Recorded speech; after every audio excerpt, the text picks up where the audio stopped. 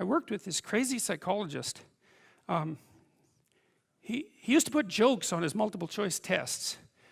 He was a really eccentric guy, but I really liked his courses. He taught a course on creativity, and he was also a prison psychologist, and he was an eccentric guy, and he for some reason liked me, and maybe because I was eccentric too, and he invited me to go out to the Edmonton maximum security prison with him a couple of times, which I did, and that was a very interesting experience because I was trying to figure out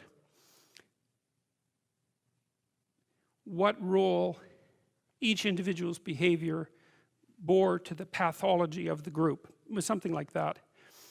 And I went out there and I met a little guy, smaller than me. I was a little bigger by then. And he was a pretty innocuous guy. And what had happened was I was out in this gymnasium. It looks like a high school, a prison, which is really quite telling in my estimation. And there were all these like monsters in there, weightlifting, and like they were monsters. I remember one guy who was tattooed everywhere, and he had like a huge scar running down the middle of his chest. It looked like someone had hit him with an axe, and you know, and I was in there, and I had this weird cape that I used to wear that I bought in Portugal, and some boots that went along with it. And yeah, it was like an 1890s Sherlock Holmes cape, and it was really like it was from the 1890s because this little village was up on a hill. It was a walled city on a hill, and they sold these things, and I don't think they'd changed the style since 1890, and so I thought they were really cool, and so I was wearing that, which wasn't perhaps the most conservative garb to don if you're going to go to a maximum security prison. So anyways, I was in the gymnasium, and the psychologist left, and God only knows, I mean, that's what he was like, and all these guys came around me, you know, and they were offering to trade their prison clothes for my cape, and it was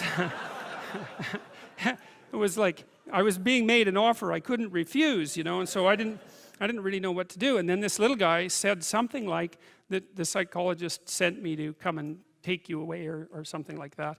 And so I thought, well, better this little guy than all these monsters. So we went outside the gym through some doors, like school doors. We went outside the gym into the exercise yard, I guess, and we were wandering along, and he was talking to me, and he seemed like a kind of an innocuous guy. And then the psychologist showed up at the door and motioned us back, and so, which was kind of a relief. And so I went into his office, and he said, "You know that guy that you walked out in the yard with?" And I said, "Yeah." He said, he took two cops one night, and he had them kneel down, and while they were begging for their lives, he shot them both in the back of the head.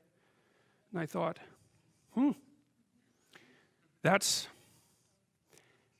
see, the thing that was so interesting was that he was so innocuous, right? Because what you'd hope is that someone like that would be very much unlike you, let's say, and certainly wouldn't be like someone innocuous that you'd met. What you'd want is that the guy would be like, you know, half werewolf and half vampire, so you could just tell right away that he was a cold-blooded killer. But no, he was this sort of ineffectual little guy who was certainly not ineffectual if you gave him a revolver in the upper hand. And so that made me think a lot about the relationship between being innocuous and being dangerous. And then another thing happened. I met another guy out there, and then a week or two later I heard that he and a friend of his had held another guy down and pulverized his left leg with a lead pipe, like just pulverized it. And the reason for that was that they thought that he was a snitch, and maybe he was. And that time I did something different. Instead of being shocked and horrified by that, although I certainly was, I thought, how in the world could you do that? Because I didn't think I could do that. I thought that there was a qualitative distinction between me and those people. And so I spent about 2 weeks trying to see if I could figure out under what conditions I could do that. Like what kind of psychological transformation I would have to undergo to be able to do that. And so that was a meditative exercise, let's say. And it only took about 10 days for me to realize that not only could I do that, that it would be a hell of a lot easier than I thought it would be. And that's sort of where that wall between me and what Jung described as the shadow started to fall apart. And that also was very useful because I started to treat myself as a somewhat different entity because I hadn't been aware up to that point, you know, because I thought I was a good guy. And there's no reason for me to think that, because you're not a good guy unless you've really made a bloody effort to be a good guy. You're just not. It's not easy. And so you're probably a moderately bad guy. And that's a long ways from being an absolutely horrible guy, but it's also a long ways from being a good guy. And so, but I had a little more respect for myself after that, because I also understood that there was a monstrous element to the human psyche that you needed to respect. And that was part of you, that you should regard yourself in some sense as a loaded weapon. It's very useful around children to regard yourself as a loaded weapon, because around children you are a loaded weapon. And the terrible experiences that many children have with their parents are testament to that.